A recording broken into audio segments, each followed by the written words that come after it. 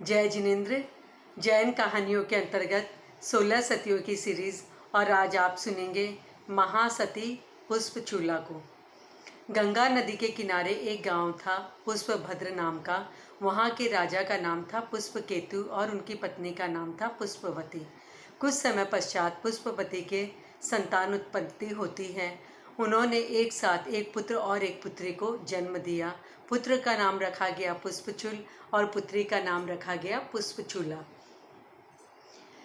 दोनों ही भाई बहन में बड़ा ही प्रेम था। बचपन से ही दोनों को धर्म के संस्कार दिए जा रहे थे माता पिता के द्वारा। दोनों ने बड़ी परिश्रम के साथ विद्या अध्ययन किया और महारत हासिल भी की।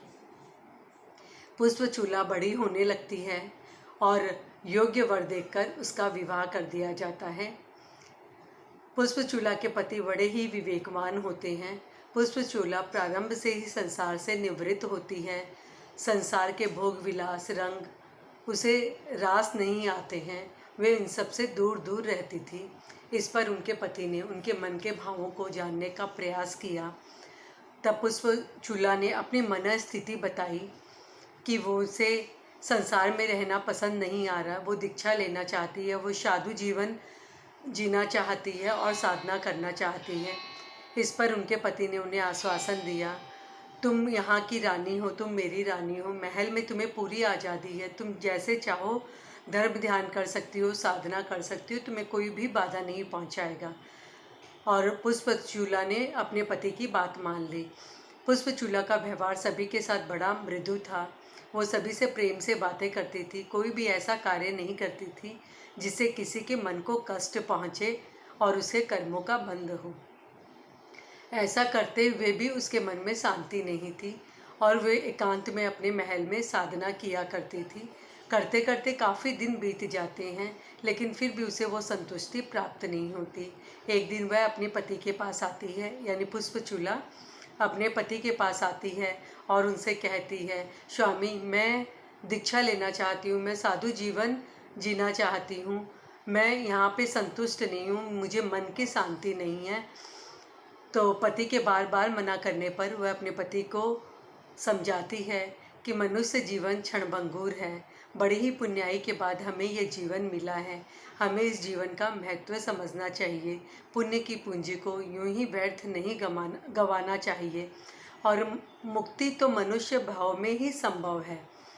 तो यदि हम इस जीवन को भोग विलास राग रंग में ऐसे ही बिता देंगे तो यह जीवन हमारे हाथ से निकल जाएगा और हमें मिला हुआ मौका, मुक्ति का मार्ग हमारे हाथ से चूक जाएगा। इस तरह वह अपने पति को समझाती है। पुष्पचूला के पति उनकी बात मान लेते हैं और उन्हें आज्ञा दे देते हैं दीक्षा के लिए। पुष्पचूला दीक्षित हो जाती है। दीक्षित होने के बाद तप जप संयम साधना में अपने जीवन में आगे बढ़ती है और धीरे धीरे वह कर्मों को क्षय करती है। कर्मों को क्षय करने के बाद उसके जितने भी पाप होते हैं वो नष्ट हो जाते हैं और उसे केवल ज्ञान की प्राप्ति हो जाती है। केवल ज्ञान प्राप्त होने के बाद वह पुष्पचूला घूम घूम कर धर्म का प्रवर्तन करती है, धर्म का प्रचार करती है, लोगों को मुक्ति का मार्ग दिखाती है, जीवन जीने की कला सिखाती है। इस तरह वह अपना जीवन व्यतीत करती है और करते करते जब पुष्पचूला का आयुष्य पूरा हो जाता है, वे 8 ही कर्मों को क्षय कर मुक्त हो जाती हैं।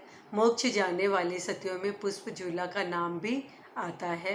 पुष्पचूला महासती पुष्पचूला के जीवन से हमें यह प्रेरणा मिलती है कि सांसारिक सुख भोगों के होते हुए भी यदि मनुष्य जीवन मिला है तो वो अत्यधिक ही दुर्लभ है, वह क्षणभंगुर है, वह कभी भी खत्म हो सकता है।